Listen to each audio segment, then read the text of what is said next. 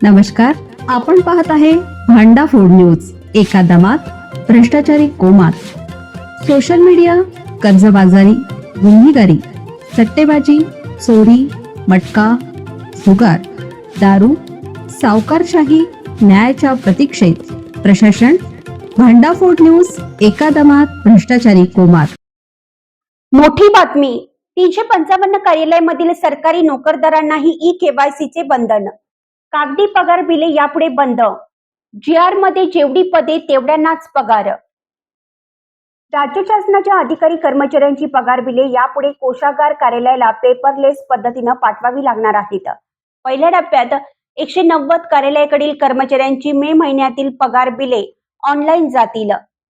पुढच्या टप्प्यात सर्वाधिक मनुष्यबळाच्या वन, महसूल, गृह, PW, जलसंपदा अशा विभागांची पगार बिले ऑनलाईन पाठवली जातील.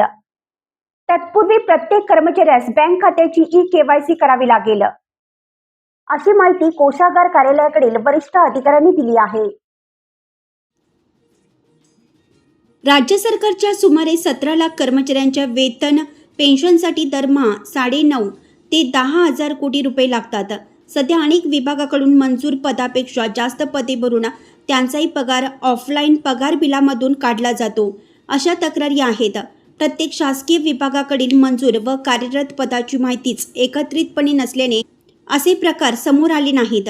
त्यामुळे आता नवीन सेवार्थ प्रणालीतून प्रत्येक शासकीय विभाग कार्यालयाकडील मंजूर व कार्यरत पदाची माहिती गोळा केली जात आहे. माहितीची पडताळणी करून प्रत्येक कर्मचाऱ्याची नोंद वेतनाच्या नवीन सेवार्थ प्रणालीला केली जाणार आहे.